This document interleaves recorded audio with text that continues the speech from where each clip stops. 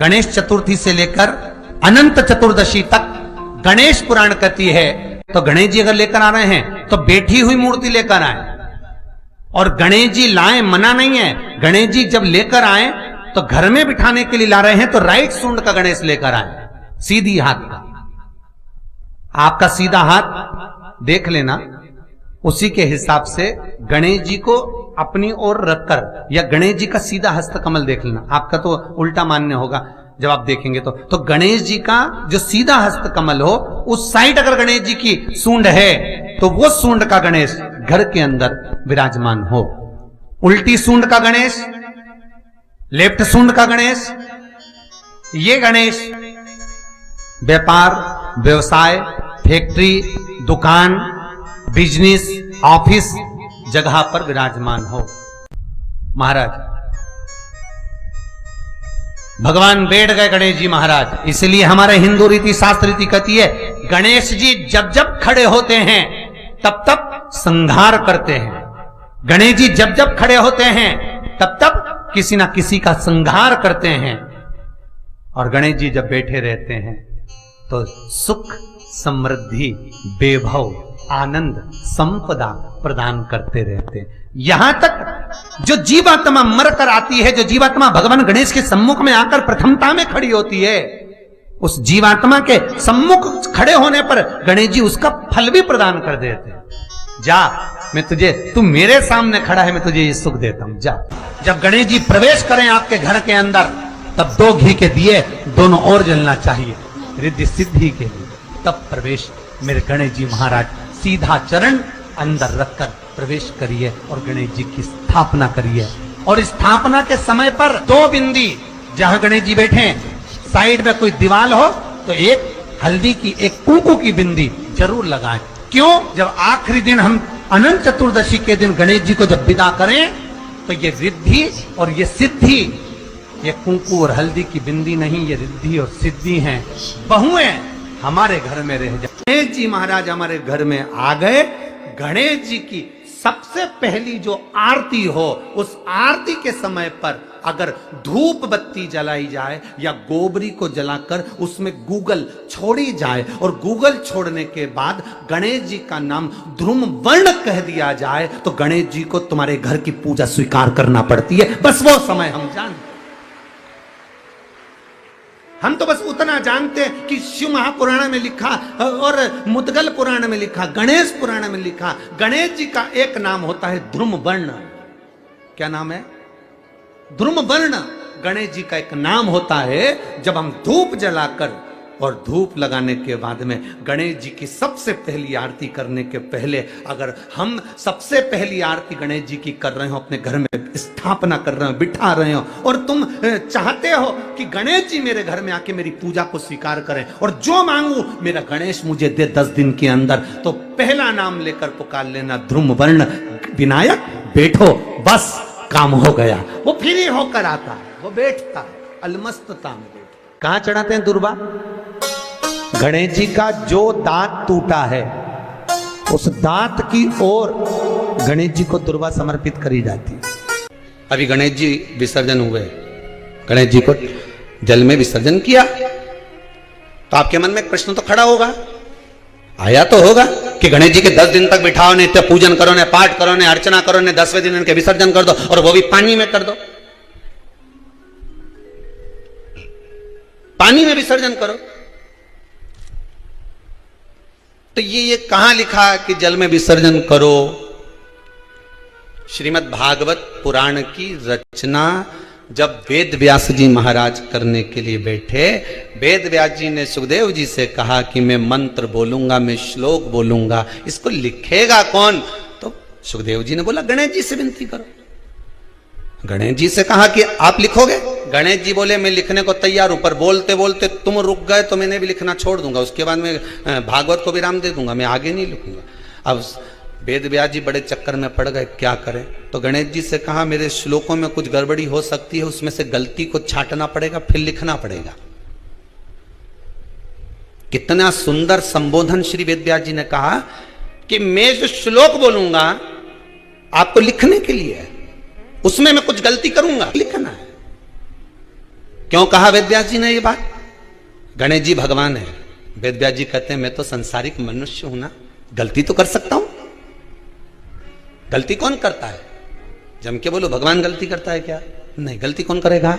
मनुष्य। गलती मानव करेगा, गलती मनुष्य करेगा। और गलती करने के बाद अगर हमसे अपनी जिंदगी में कोई गलती हो जाती है तो एक बार क्षमा मांगने में कुछ जाता है क्या? प्रणाम करने में कुछ जाता है क्या?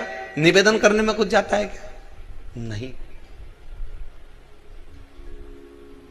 गलती हो गई मुझसे तो गणेश जी आप गलती को छांटना, लिखना। गणेश जी महाराज लिखने बैठ गए। लिखते लिखते लिखते लिखते 10 दिन हो गए गणेश जी महाराज को। शरीर में ताप पड़ने लगा गणेश जी महाराज के। वेद व्यास जी ने गणेश जी के हाथ का स्पर्श करा तो शरीर तो तप रहा था। वेद व्यास जी ने वहीं पर श्रीमद् भागवत के श्लोकों को विराम दे दिया। अब नहीं बोले। गणेश जी लिखते लिखते लिखते लिखते लिखते लिखते थक गए, ताप पड़ गया, शरीर गर्म हो गया। वेद व्यास जी ने कब करूं क्या? 10 दिन से लिख रहे हैं और शरीर पर ताप पड़ रहा है, करा क्या जाए? उन्होंने गणेश जी का हाथ पकड़ा, उठाया और कहा चलो प्रभु हमारे साथ में। वेद व्यास जी गणेश जी को ले गए और ले जाकर शीतल जल में श्री गणेश जी महाराज को बिठा दिया। गणेश जी को पानी के अंदर उनको विराजमान कर दिया कि अब आप ताप को थोड़ा ठंडा कर लीजिए। शीतल जल में बिठाया। उस दिन से नियम हो गया कि 10 दिन गणेश जी बैठते हैं और फिर उनका विसर्जन होता है पानी के अंदर, जल के अंदर। शरीर का ताप मिट जाए।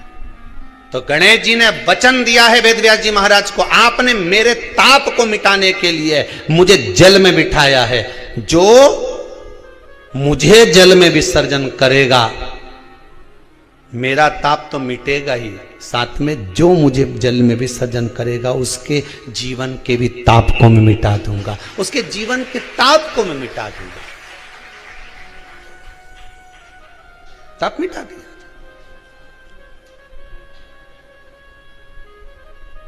पर करो गणेश जी का विसर्जन, मना नहीं है हो, पर अच्छे से करो रे हो। अब मत छोरा छोरियों ने तो निशाना लगा है, वो हमारा गणेश जी जई दिया, वो हमारा सबसे आगे पहुंचा तो इधर वाला ने इधर से फेंका, हो गया। ये हमारे धर्म की हंसी उड़ा रहे हैं। शिव को और गणेश को बेलपत्र शमीपत्र समर्पित होता है। आपको कथा में वर्णन किया था 33 कोटि देवताओं को भले बेलपत्र नहीं चढ़ेगा पर 33 कोटि देवताओं को शमीपत्र चढ़ता है। और उसमें एक गणेश जी महाराज और एक बाबा भोलेनाथ, इन दोनों को शमी समर्पित होता है। कथा में पहले भी वर्णन किया, आज फिर आपको समझ लेना बहुत अच्छे से। जो आपको करना है रिद्धि सिद्धि पाने के लिए, संपदा को बढ़ाने के लिए। शिव महापुराण की कथा कहती है और गणेश चरित्र अपन श्रवण कर रहे हैं, जिसके घर में संपदा की कमी पड़ती हो, बीमारियां ज्यादा फैल रही हो, बहुत कष्ट हो महाराज, बहुत ज्यादा दुखी हो महाराज, कोई काम नहीं बन रहा, बहुत तकलीफ में हो, तो शमी पत्र, शमी की पत्ती, जहां गणेश जी का स्थान है वहां पर 5 शमी पत्र 5 समर्पित करें और शंकर जी के ऊपर 3 शमी पत्र समर्पित करें। बहुत ध्यान देना, 5 शमी पत्र जहां गणेश जी का स्थान है शिवलिंग में वहां समर्पित करें, 3 शमी पत्र शिवलिंग के ऊपर समर्पित करें।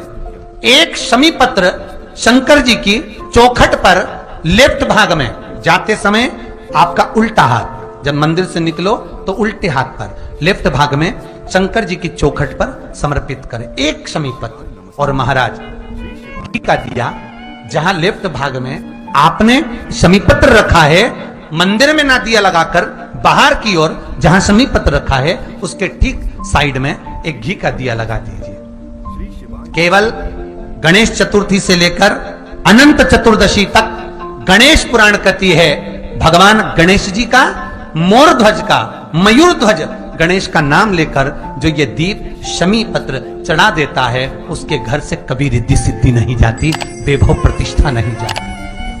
कर देखना, अगले साल तक आपका व्यापार कितना चलता है हमको बताना जरूर, करके देखो एक बार। गणेश पुराण का, शिव महापुराण का यह प्रसंग करिए, जीवन में उतारिए, चतुर्थी से लेकर अनंत चतुर्दशी तक। गणेश जी का मूल स्थान, आपको गणेश जी की मूर्ति पर चढ़ाने का नहीं बोल रहा। क्यों नहीं बोल रहा है? क्योंकि गणेश जी की आप प्रतिष्ठा करोगे तो वो टेम्परेरी है, 10 दिन के लिए कर दिया, फिर वापस विसर्जन कर दिया। पर जहां शंकर मंदिर में बैठ गए, शिवलिंग स्थापित हो गया, वहां ना जाने कितने समय से शंकर की आराधना हो रही है, वहां गणेश जी सदा विराजमान है। और देखो, ये 10 दिन में अगर आपने शमी पत्र बिल्कुल मन से समर्पित करा है ना, तो मेरा विश्वास कहता है, शिव महापुराण का, मेरे बाबा विश्वनाथ की कृपा कहती है, मेरा मन कहता है, 10 दिन के अंदर आप शमी चढ़ाएंगे ना तो कुछ ना कुछ अच्छी की प्रियता है दुर्वा। क्या प्रियता है? दुर्वा। कितनी दुर्वा गणेश जी को समर्पित करी जाती है? मात्र 5। कितनी? आज के जमाने में लोग गट्ठा बनाकर चढ़ा दें, वो अपनी जगह पर है। 5 दुर्वा पंचम इंद्रियों को वश में करने के लिए, और भगवान के 5 जो स्वरूप हैं उनको अपने भीतर उतारने के लिए 5 दुर्वा। और दुर्वा में भी 3 गांठ। जब दुर्वा समर्पित करी जाती है तो उसमें नीचे दुर्वा की डंडी पर गांठ रहती है, 3 छोटी छोटी गांठें होना चाहिए। कितनी गांठ? जो भगवान को समर्पित करी जाए, जिस अमृत के बूंद से प्रकट हुआ है पान का पत्ता। 33 कोटि देवताओं के पूजन में, पाठ में, अर्चना में ये अमृत का पत्ता काम आएगा। जिस जल के पात्र में यह पत्ता रखा रहेगा, वो जल क्षीर सागर के अमृत तुल्य हो जाएगा। क्षीर सागर के अमृत तुल्य। तुझे प्रथम गिनती में गिनाता हूं, देवताओं का आधिपत्य तुझे प्रदान करता हूं, सारे देवों में तू प्रथम गिनती में गिना जाएगा, प्रथम पूज्य माना जाएगा। बस शंकर भगवान ने वर दिया, थोड़ी देर बाद कार्तिकेय महाराज आ गए। कौन आए? जम के बोलो जरा। कार्तिकेय। और कार्तिकेय जी आए और आकर बोले, पिताजी दंडवत करा, प्रणाम करा, साष्टांग करा, मैं परिक्रमा कर कर आ गया। मैंने परिक्रमा करा। अब इधर तो देवता सब, सारे देवता मिलकर अक्षत छोड़ रहे गणेश जी के ऊपर, स्वस्ति वाचन हो रहा, लोग प्रणाम कर रहे, नमन कर रहे, लोग आवाज लगा रहे, श्री गणेश जी महाराज की।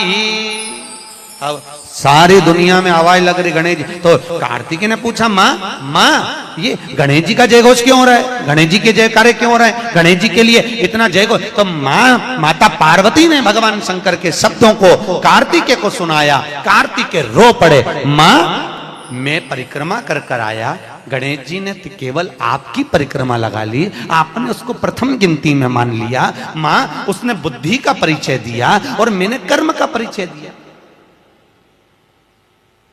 बुद्धि का परिचय, कर्म का परिचय।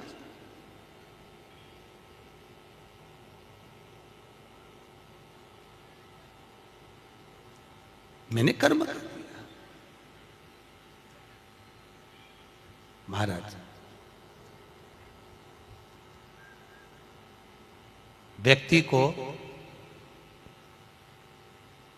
उसके भाग्य का मिलता है कि कर्म का मिलता है? जल्दी बोलो। कर्म का। आपका क्या विचार है? ये लोग तो बहुत दूर बैठे हैं, इसलिए इनसे पूछ ही नहीं रही हूं। अब गणेश जी महाराज को भगवान कार्तिकेय महाराज बोल रहे हैं, माँ मैं कर्म करने गया था, मैं परिक्रमा करने गया था, और यहाँ गणेश जी महाराज को तुमने प्रथम गिनती में बना दिया। माँ ये क्या हुआ? माता पार्वती को गुस्सा तो बहुत आया, क्रोध भी आया। माँ पार्वती की आंख में अश्रु भी भर गए महाराज, आंसू आए माता पार्वती के नयन, अश्रु।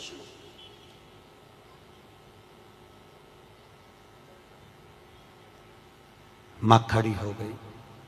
माता पार्वती ने आज खड़े होकर भगवान भोलेनाथ जी से निवेदन करा, आपने अपनी जिंदगी की ये गलती कर दी।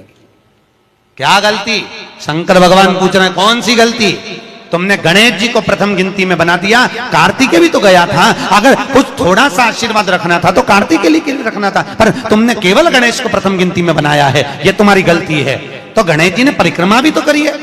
माता पार्वती खड़े होकर शंकर भगवान से बोली, भोलेनाथ मैंने अपनी जिंदगी में आपसे कभी कुछ नहीं मांगा, पर आज तुम्हारी यह पार्वती तुमसे एक वर चाहती है। शंकर भगवान ने कहा, मांग, तुझे क्या चाहिए?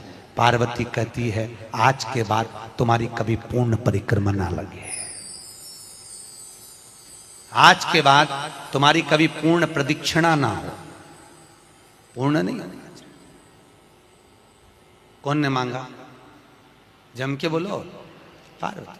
शंकर की पूर्ण प्रदक्षिणा माता पार्वती ने कह दिया, भोलेनाथ आज के बाद ना हो, क्योंकि तुम भोले हो,